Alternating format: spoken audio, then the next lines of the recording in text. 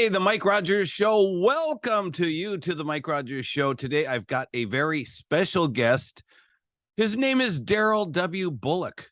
He's the author of 7 books, including Florence Foster Jenkins, The Life of the World's Worst Opera Singer, David Bowie Made Me Gay, 100 Years of LGBT Music, The Infamous Cherry Sisters, and the Velvet Mafia, the gay men who ran the swinging 60s. The winner of the Penderin Music Book Prize in 2022. Wow! His latest Pride, Pop, and Politics was published by Omnibus on June 9th of 2000. Hey, this guy's busy. He also hosts a weekly radio show and a blog on WFMU, and this is called The World's Worst Records. Ladies and gentlemen, give a big hand to Darryl Bullock. Hey, Darryl. How's it going? Mike? That's quite an effusive introduction. Thank you very much. Well, this is so, you know, I want to mainly talk about your world's worst records, but Sure. we've got to talk about your how many lives do you live, Darryl? It's one, but it's a very complicated one. Yeah. Well, can you give us a self-introduction, whatever you want to say? Can you give that to us? Yeah, I'll give you a brief one. I'm in my late 50s. I've been writing professionally since I was 30. Prior to that, I worked mostly in the record trade, so in retail, so selling records, working in management in record shops and stuff like that. But by the time I got to 30 years old, I decided I wanted to change of career. So I went back to college to study journalism, ended up writing for local magazines and newspapers here in the West Country in England, around the kind of Bristol, Bath area. And since then, so for almost 30 years now, that's kind of what I've been doing. But over the last 5, 6, maybe 7 years now, I've concentrated on books rather than journalism. So I still do the occasional piece for people like The Guardian. I've written for Pitchfork and for Quietus and things like that in more recent years. But mostly it's about the books. So I write books about, I guess you'd call them musical outsiders of some description or another. Not necessarily outsider musicians, but people who have a less than mainstream influence on the music industry, if that makes sense. Yeah. Well, let's go through this then. I'd like to talk to you about these books that are listed in your bio. Florence Foster Jenkins. I think most people do not know who she is. Oh, well, the movie came out. They do know now, right? But before that happened, most people didn't know who she was. I knew who she was because I saw her record once and it said Murder on the High Seas. It had the letter C there, and I thought, okay, this has got to be one of those weird, cool, and strange music albums. And I bought it and took it home, played it for my wife, and she was like, "This is terrible." And my wife is a classically trained musician. She's even toured Japan and done all that. So she was just, "This is awful." I was like, "No, this is perfect." When we have a party at home and nobody leaves, it's late at night, and you want everyone to leave, we'll just put this on. So tell us about Florence Foster, just briefly. Florence Foster Jenkins. What is this book about? Of course, I know what it's about, but what's the little catch, the hook on this book? Well, that came about almost by accident, really, and that was kind of my first foray into professional book writing, I guess. And it really was accidental. I'd previously self-published a couple of books based on. I run a blog called The World's Worst Records, which is what led me to the radio show. Yeah. But the blog's been running since I don't know, 2007, something like that. It's quite a while now, 15 years or more. And I'd written a brief piece about Florence, who was a socialite living in New York in the 10s, 20s, 30s, who was desperate to sing. She really wanted to sing, but she had just an outrageously bad voice, but had lots of money, so she could make it happen. And she ended up, filling the Carnegie Hall and all sorts of stuff. But I'd written a short piece about her in one of these World's Worst Records books. I've written about her on my blog, And I'd heard through the grapevine, because you hear about these things, that there was going to be a film about her life, that somebody was already writing the script, and that Meryl Streep had already been attached to a movie. Really? So I got in touch with a colleague of mine, I suppose you'd call him, at the Sunday Times here in Britain, to see if they'd be interested in an article about her, because there was nothing at that time in print at all. There'd not been an article written about her for years. Nothing existed in print, and the last major article had been in the 1950s. So I got in touch with the paper and said, look, I've got this idea for an article. Do you want it? And they quite rightly said, look, the film's not going to be out for 2 years. We'll wait till it comes out and we'll interview Meryl Streep. So I thought, okay, fine, I'll write something anyway. So I did this little, almost like a pamphlet, really. It's about 48-page, kind of very brief history of her. And again, was going to self-publish. And then a publishing house, Duckworth, one of the oldest established independent publishers in the country, got wind of this and got in touch and said, could you turn that into a full-length biography? And I thought, yeah, of course I could. If you're going to pay me for it, of course I will. I'm a complete shill, I'm a prostitute. I'll do anything if the money's there. So that's how it happened. There had never been, there had never been a biography of this woman, and so mine was the first biography of her. It came out before the film. So although it's not attached to the film, it's not the official biography, if you like, in that sense. It was the first ever full-length biography of this amazing woman. Yeah. And everything's gone from there. Everything I've done since then has come out of that one chance opportunity. It's been just a huge amount of happenstance. Wow, that's great. Okay, so you folks who are listening, if you don't know who Florence Foster Jenkins is, the one I think most unbelievable story is she sold out Carnegie Hall, and that was like the big, and you correct me if I'm wrong, and that was like the place for like opera and classical music in New York, which was a really hub of that type of music. And I guess people didn't laugh or anything when she performed. Well, people did laugh at her, but she often thought that people were laughing out of enjoyment.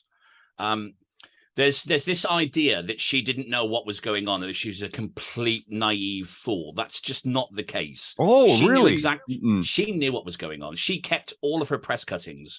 She had copious scrapbooks with everything in. She'd read all the reviews. She knew full well that some people at least thought she was a bit of a joke, but she didn't really care.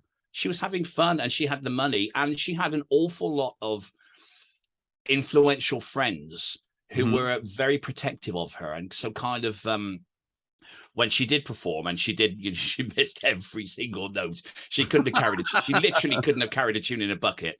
But when she did perform, they didn't really care that she was a terrible singer, partly because she was such a nice person. They loved this woman.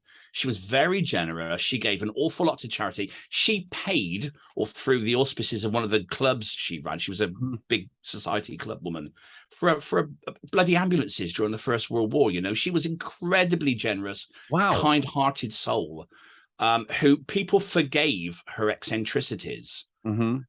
So, and if you're doing all that and you're having a laugh, and you like, dressing up in these ridiculous and outrageous costumes and warbling a few songs in front of your pals, why not? It's glorified karaoke, I suppose.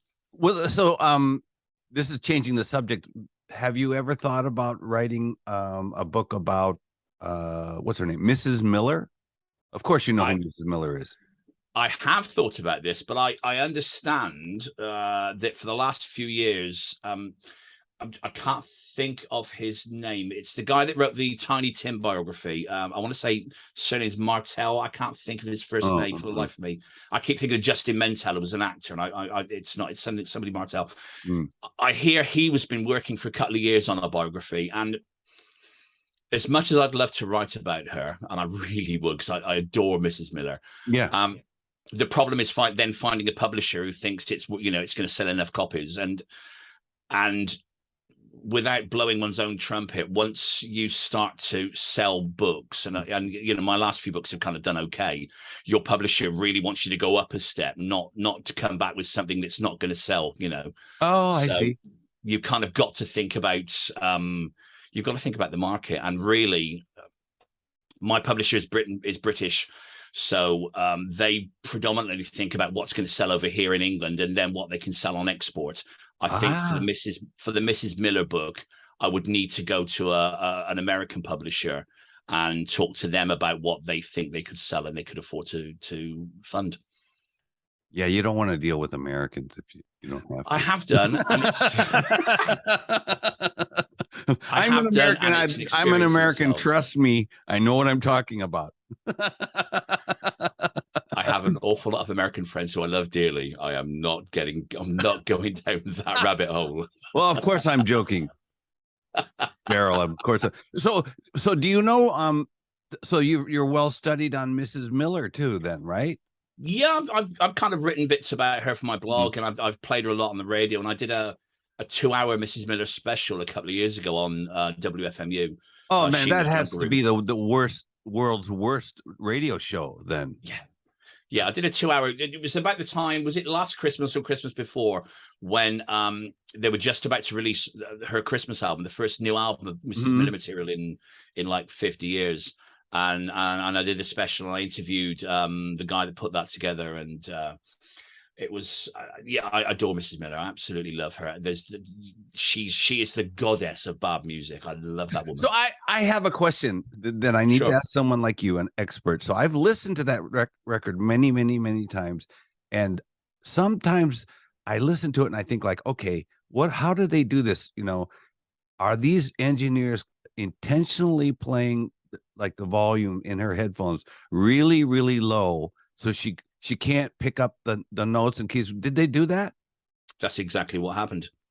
For the first couple of Capitol albums, they'd bring her into the studio. She was under rehearsed or not rehearsed at all. They'd throw a piece of the lyrics in front of her and basically say, get on with it. They would purposely cue her in late. They would purposely bring her in when she was tired. They would purposely under rehearse her so that they knew she would miss notes. I mean, she wasn't a great singer. You can listen to the stuff she did before Capitol. She issued a couple of self-pressed, private press EPs, and she has this very kind of weak vibrato based voice. It's very warbly, it's very shrill, but it's she's not an awful singer. She's not a bad singer. She's purposely given music that's out of her range.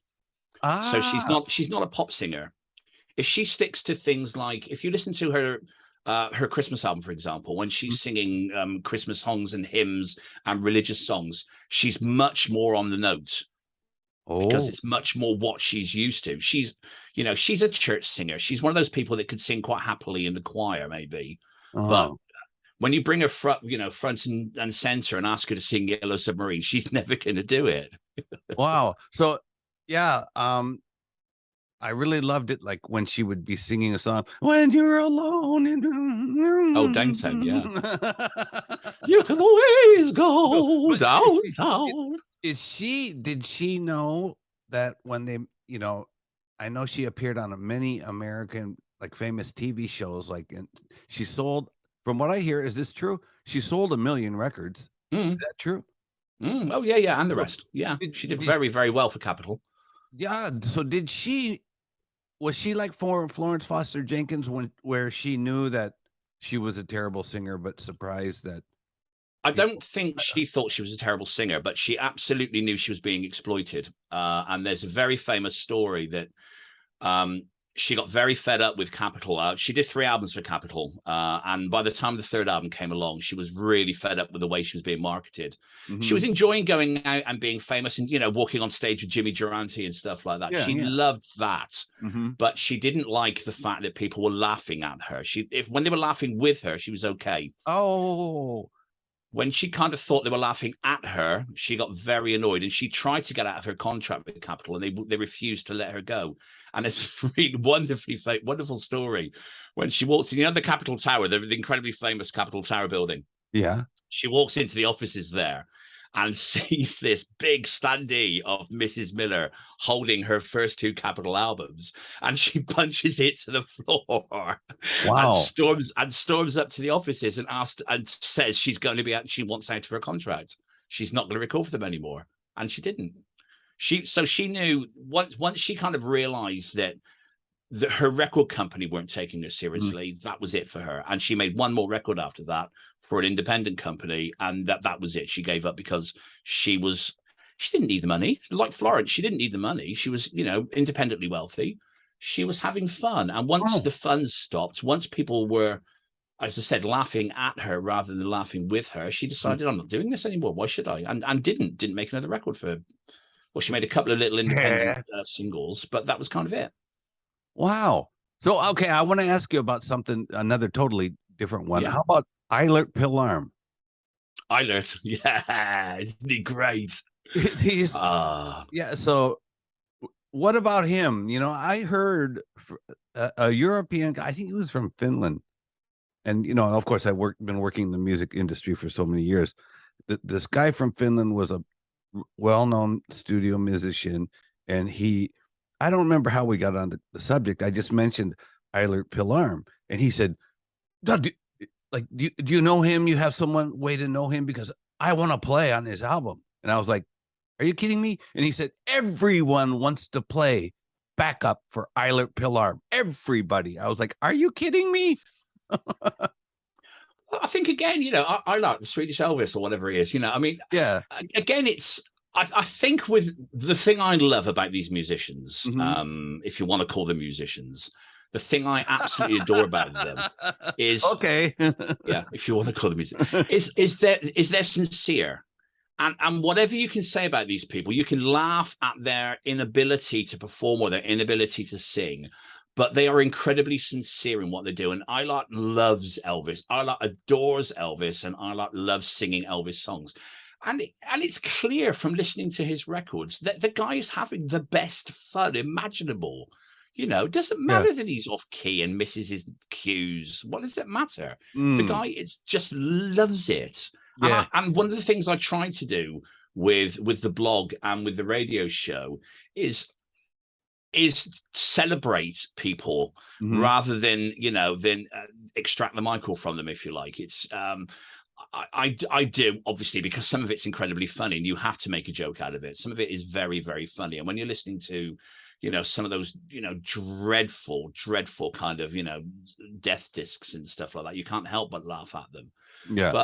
But a lot of the time, a lot of the musicians and pseudo musicians that I play on the show or write about in the blog are genuinely sincere, and I love that about them. I love the fact that they really care. And what makes a bad record for me is not.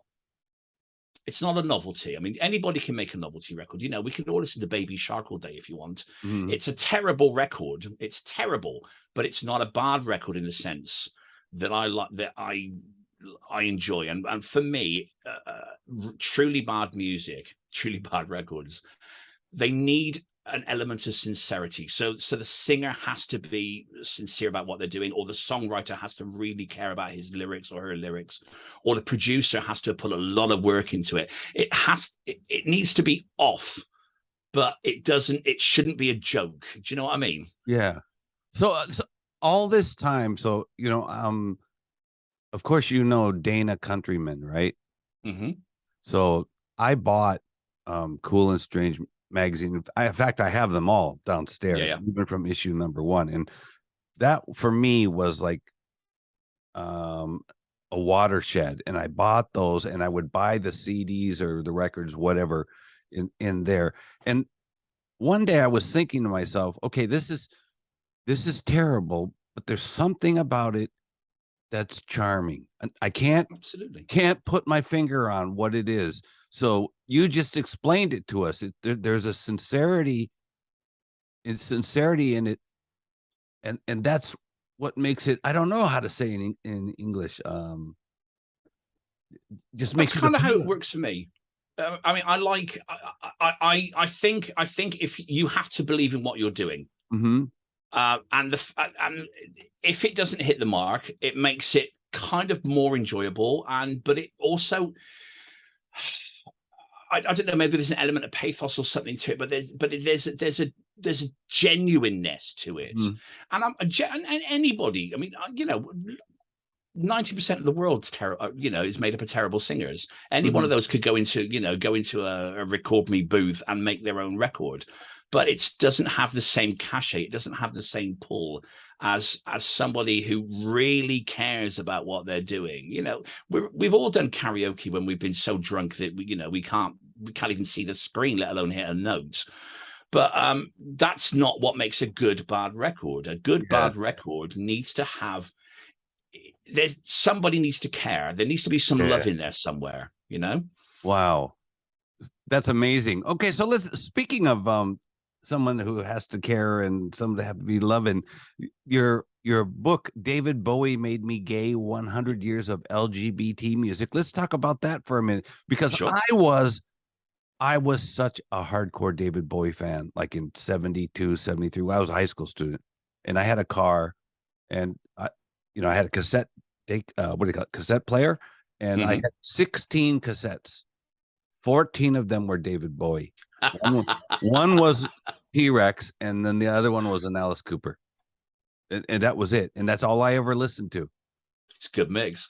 Yeah. So, good mix. So what's this book about? David Bowie Made Me Gay, 100 Years of LGBT Music. 100 years? Well, it's not about David Bowie. So that's really confusing for a lot of people. It started. What happened? We talked earlier on about how publishers want certain things from you. When you write a book for a publisher, like I did with Florence Foster Jenkins, when they send you a contract that you sign and you agree to your terms and how many what you're going to get in royalties and stuff like that, there's a clause, a caveat at the end of that contract that basically says, you need to offer us your next idea. You can't go and give it to somebody else. The next idea for a book, you need to offer it to us first. We have the first dibs. And I kind of saw that as my inroad into writing something else, because you've already got a contact with a publisher. Why don't you then go and offer them another book or another idea once you've finished your first book?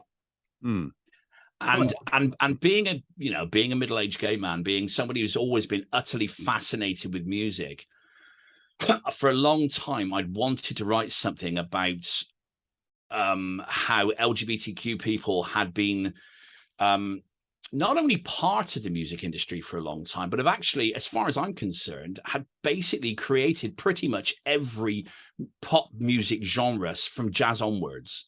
And so I turned around to my then publishers, Duckworth, and said, "Look, I've got this idea for a book. What do you reckon?" And they said, "Well, send us some ideas. Send us a pitch. Write a pitch, and let me know what you're after." So I started writing this thing, and I pitched it to them, and they said, "Yeah, let's go for it. Well, that sounds interesting." And originally, it was really boring. I've got to be completely honest with you. The first few chapters I was writing, it was really dull, and it was all a bit, in this year this happened, in this year this happened. It was kind of like a directory or an encyclopedia, and it didn't have it didn't really hang together as a book. It was dull. It really was dull. Okay, I'll take your word for it. I'll be honest. I've always been very, very honest about my abilities or lack of abilities, and it was a dull read. And then David Bowie died. January 2016, David Bowie died, and suddenly I had this utter. I spent 2 days really grieving. And I was really surprised at my own grief, because I never considered myself to be a massive Bowie fan. I had all the albums. I'd seen him live a couple of times, but I wasn't a huge fan. But his death really hit me viscerally. I mean, really, felt like a gut punch. And it was that, and this light bulb moment that went off when I started reading all these tributes from people like, from John Grant and Madonna and everybody else saying, how important he was to them, how influential he was. it genuinely was a ping light bulb moments. When I kind of realized that for my entire life, because I was born in 1964, the same year he released his first record. So for my entire life, David Bowie had been there. Yeah. And for all the musicians that I listened to, and bands that I like now, or at that point, like Pixies, for example, massively influenced by David Bowie.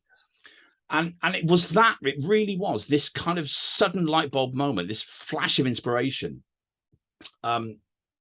which made me realize that what I should be writing is about how different LGBTQ or queer identified or queer accepted artists have influenced everybody else. And it was once that came to me, I realized how this book should go. And so the book itself is a look at 100 years of recorded music. So we're going right back to 1916, and the first example I could find personally in my research of a record that's very obviously got a queer connection, right through to Bowie's death, so 100 years later, and look at how each of those recordings or the artist that made them or the person that wrote them influenced the next generation. And you really can see a really clear thread from Ragtime, which is the first, 1916, the first one, through to the birth of jazz, blues, through R&B, rock and roll, right up to the present day, of how queer or LGBTQ artists have influenced every single stage of recorded popular music. And so that's where it came from. Wow, that's cool. So and then the infamous Cherry Sisters. Who are the Cherry? Yeah. I don't know who the Cherry Sisters are. Who are they? Well, that was a kind of itch I needed to scratch, as I call it. And that was, that's a book that I never expected to sell and probably won't. But the Cherry Sisters, they came to me. All of my books, all of the books I've written have been influenced by what I've previously written. So I've been writing something, I've been researching something, and you'll think, oh, that's an interesting story. I'll go back to that at some point. And it was while I was writing Florence Foster Jenkins, that I came across this act called the Cherry Sisters, who were a vaudeville team in the 1890s, right through to the 1930s, who were just so awful, so bad that people would turn up just to throw things at them. It was kind of like that old you'd go to you'd see a prisoner in the stocks or at the pillory, and you'd throw tomatoes or vegetables at them. It was kind of like that. You would turn up to a Cherry Sisters concert. Outside, you'd buy rotten fruit, and you'd go in and throw tomatoes at them.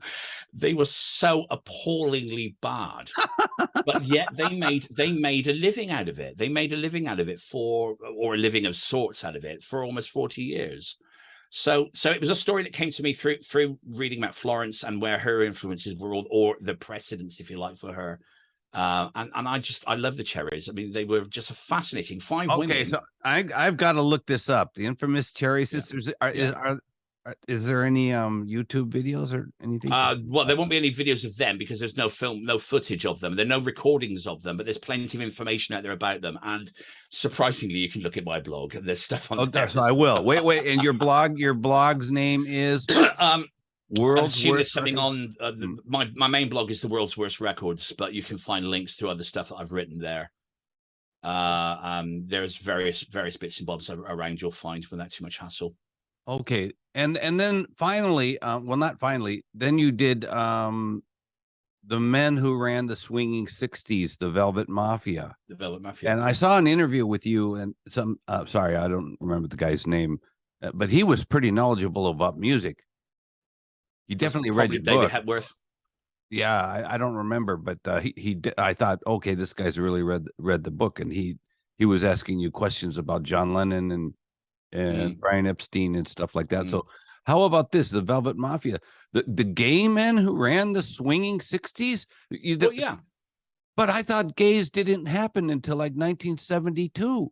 Well, this is one of the reasons why I do what I do, because there's this kind of misconception that homosexuality only started in 1969 with Stonewall, and of course that's complete nonsense. Of course, it's complete nonsense. You know, you can go back centuries, but the idea that there's no gay emancipation before Stonewall is kind of fixed in people's minds. But there were plenty of gay people or LGBT, lesbian, bisexual, transgender people around before that time, and plenty of people that were involved in the music industry. But obviously at that time they weren't necessarily out, so they had to find other ways of working and other ways of kind of networking. And so that book, which again kind of came out of an idea that sprang to me while I was writing David Bowie Made Me Gay, was trying to flip that story around. So if David Bowie is all about the musicians and the writers and performers, the Velvet Mafia is about the other side of the business. So it's about the producers, and it's about the record label heads, and it's about the managers and all the other people that were involved in the industry, and basically how rock and roll and pop music that we know today wouldn't have happened in Britain without gay men. And I'm sorry, I mean, it's really sad, because I mean, a lot of women are kind of erased from that story, because at the time, even in LGBTQ circles, it was a very male dominated industry. So it was men that ran the industry. There were women involved. There was Vicky Wickham, who was chief runner and producer at a very influential TV show here in Britain, and was lover and manager of Dusty Springfield and all sorts of stuff. But there are few women involved in the industry at the time. It was pretty much run by gay men, and they ran record labels. As I said, they managed the biggest acts of the day, including the Beatles, and they worked together. They networked at a time when it was illegal to be gay. You could be locked up. You could go to prison just for being homosexual. God, yes. Oh, yeah. Pre-1967 in this country, if people saw you on the street, the police saw you on the streets and thought that you were looking at somebody in a kind of lascivious way, they'd take you off, they'd cart you off to the cells. Wow. Yeah, this is not a joke. This is not a joke. You could be arrested just for appearing to be gay, and if you were tried and found to be a homosexual or in any way kind of how could they try you?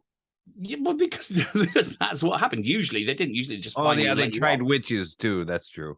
Yeah, I mean, there are countless stories of incredibly famous. We look back now and think about actors like Sir John Gielgud, incredibly famous actor here in world over. Was taken to court and fined for happening to be in a public lavatory with other men. Oh my God. It's So Darryl, have you? I want to go to part 2 here in a second, but have you ever been to Japan? No. You got to come here. I would love to go. I'm your tour guide. Do you know? And I'm going to send you a movie that you should watch, and like gays and whatever, that LGBT and everything. They have been accepted in this society for at least 500 years, and people, it's difficult to explain, and I want to talk to you about that in private after we're done. But people just here, and I think it has something to do with this being a Buddhist country. I'm not sure, but basically people don't care what you do in your own home. They don't care about other people at all, and I find that to be very good and good for my mental well state. All of the persecution you see worldwide against LGBTQ people is based on religion. Oh yeah. So it's not difficult to understand why in a country where monotheism isn't the rule, that it wouldn't be the same. It wouldn't be the same there. It's all about monotheism. It's all about this kind of kowtowing to a deity nonsense. And it's not even that, is it? Because if you read any of those, great religious stuff, you read the Bible, you read the Quran, you read anything like that, there's very little in there about right. same-sex love. It's really all about the power of the church to subjugate people. Yeah. And I have a massive bee in my currently non-wearing bonnet about the way that organized religion exists for no other reason than to subjugate people. That's right. Okay. I don't everything. It's all about punching down, isn't it? It's all about punching down. Yeah. So okay. So Darryl, I'd like to end part 1 here and then go to part 2 and talk about the World's Worst Records blog and the radio show, because the radio show I really think is legendary, because I heard about this radio show a long time ago. I don't remember when, but and then when I got a job on WFMU and Mr. Fab, who was the boss at WFMU, told me, we've got Darryl Bullock, I was just like dumbfounded. Like, are you kidding me? Are you kidding me? So, okay. So this has been part 1 with our interview with Darryl Bullock, the author of 7 books. He's written big sellers. Florence Foster Jenkins, David Bowie Made Me Gay, the infamous Cherry Sisters, and the Velvet Mafia. We're going to be back with him tomorrow and talk about his radio show. And I'm serious, folks. The name of the radio show is The World's Worst Records. And this is some pretty funny stuff. You want to be there. Thank you so much, Darryl. You're welcome. So much. So absolutely welcome. If you like this video, go down here and click like, and please click subscribe. Please, onegaishimasu. And I'll see you back here tomorrow. Bye. Bye, Darryl.